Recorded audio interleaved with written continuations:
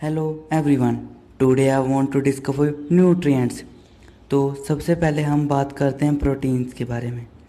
Proteins दो प्रकार के होते हैं, complete protein and incomplete protein. Complete protein जो होते हैं इसके अंदर सारे के सारे अमीनो एसिड होते हैं, और जो इनकम्प्लीट प्रोटीन होते हैं इसके अंदर सारे के सारे एसेंशियल अमीनो एसिड नहीं होते। अब हम बात करेंगे एसेंशियल अमीनो एसिड के बारे में। एसेंशियल अमीनो एसिड वो होते हैं जो हमें डाइट के थ्रू लेने चाहिए, क्योंकि हमारी बॉडी उनको सिंथेसिस नहीं कर सकती, यानी कि बना नहीं सकती। अब हम बात करेंगे कार्बोहाइड्रेट्स के बारे में। कार्बोहाइड्रेट्स दो प्रकार के होते हैं, सिंपल और कॉम्प्लेक्स कार्बोहाइड्रेट्स। सिंपल कार्बोहाइड्रेट्स जो होते हैं ये हाइड्रोजन और कार्बन के सिंगल बॉन्ड से मिलकर बने होते हैं, तो ये सिंपल होते हैं और बॉडी के लिए यूज़ करना आसान हो जाता है। ये मीठे होते हैं और इनके अंदर इंट्रोजन ज़्यादा स्पाइक होता है, और साथ ही साथ में ये हमें जल्दी एनर्जी प्रोवाइड करते हैं। कॉम्प्लेक्स कार्बोहाइड्रेट्स ये ज़्यादा कॉम्प्लेक्स मॉलिक्यूल स्ट्रक्चर से बने होते हैं, इनमें मल्टीपल बॉन्ड्स होते हैं, तो ये बॉडी के लिए ब्रेक डाउन करना मुश्किल होता है, और ये स्लो डाइजेस्टिव होते हैं। इनके द्वारा हमारा इंसुलिन कम स्पाइक होता है, और ये हमारी भूख को भी सप्रेस करने में हेल्प करते हैं। अब कुछ फूड जैसे कि फ्रूट्स केमिकल स्ट्रक्चर के हिसाब से सिंपल होते हैं, क्योंकि उनमें इतना ज़्यादा फाइबर होता है और हम कॉम्प्लेक्स कार्बोहाइड्रेट्स में काउंट कर सकें। अब हम बात करेंगे फैट्स के बारे में। सबसे पहले आते हैं सैचुरेटेड फैट्स। सैचुरेटेड फैट्स के अंदर सिंगल बॉन्ड्स होते हैं और ये फास्ट डाइजेस्टिंग होते हैं। इनके अंदर कोलेस्ट्रॉल होता है।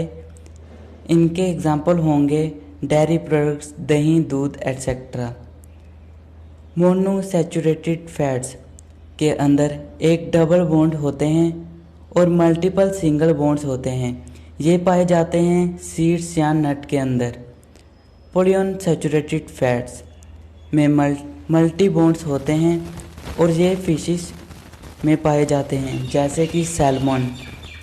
इसके बाद आते हैं ट्रांस फैट्स। अब जिस हिसाब से बाकी के सारे फैट्स अलग अलग सिचुएशन में हेल्थी हो भी सकते हैं, बट ट्रांस फैट्स कभी भी हेल्थी नहीं होते, ये बैड होते हैं। अब हम बात करेंगे ओमेगा 3 के बारे में। ओमेगा 3 पॉली अनसैचुरेटेड फैट होती है। ये भी हमारी बॉडी में इन्फ्लेशन कम करने में हेल्प करती है और हार्ट डिजीज़ को अवॉइड करने में हेल्प करती है। इसके बाद में आता है ओमेगा 6। ये प्रो इन्फ्लेमेटरी है, किंतु इसकी भी बॉडी को बहुत ज़रूरत होती है और हार्ट के लिए ये बहुत ज़रूरी है। ओमेगा 3 और ओमेगा 6 का रेशो एक बहुत सही रेशो बनकर रहे, जिसमें ओमेगा 3 ज़्यादा। अब हम बात करेंगे माइक्रोन्यूट्रिएंट्स के बारे में।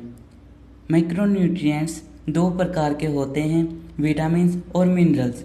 माइक्रोन्यूट्रिएंट्स बेसिकली वो न्यूट्रिएंट्स होते हैं जो हमें कम क्वांटिटी में चाहिए। अब हम बात करते हैं विटामिन्स के बारे में। विटामिन्स ऑर्गेनिक कंपाउंड्स होते हैं जो हमें हमारी बॉडी को छोटी क्वांटिटीज़ में चाहिए, लेकिन बहुत ज़रूरी होते हैं हमारी बॉडी के बेसिक फंक्शंस के लिए। ये दो प्रकार के होते हैं, water soluble and fat soluble, यानी कि जो फैट में डिसॉल्व हो सके और वाटर में मिल सके। बी कॉम्प्लेक्स हमारे नर्वस सिस्टम को स्टिमुलेट करता है और नर्वस एक्टिविटी में हेल्प करता है।